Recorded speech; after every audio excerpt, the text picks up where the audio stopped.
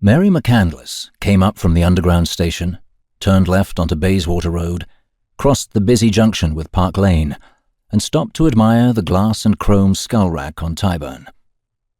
It was a rainy day in mid-December, and a chilly breeze rattled the gibbet cages at each corner of the structure.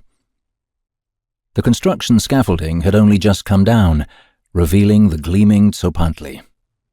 It wrapped around Marble Arch, embraced and extending it in the instantly recognizable style of one of the most famous British architects of the 20th century.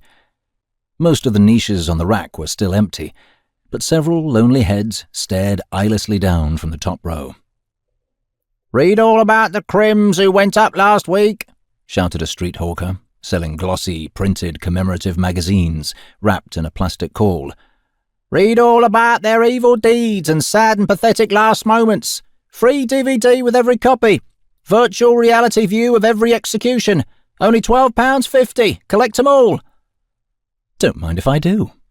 Mary smiled saucily and handed the fellow a dodgy £20 note.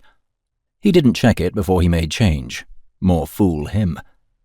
"Cheery bye," she called, as she stuffed the purchase in her messenger bag and sashayed off towards her job interview, richer by £7.50.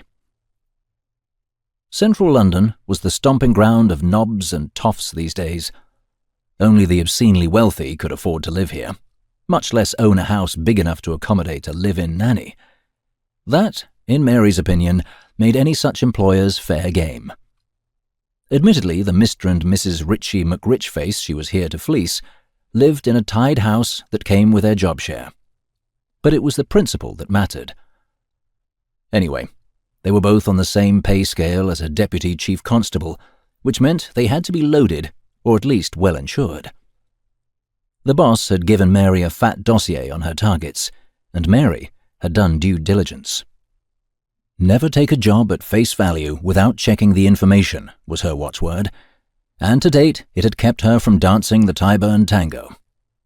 As far as she could tell, the boss's briefing was accurate, but then he hadn't taken over London's supernatural underground by leaving anything to chance. The wind had strengthened to something between a brisk breeze and an all-out blow by the time Mary opened the gate, marched up the short path to number 17, and rang the doorbell.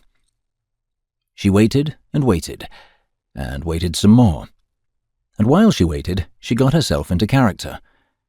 She was about to push the bell for a second time when the porch door opened,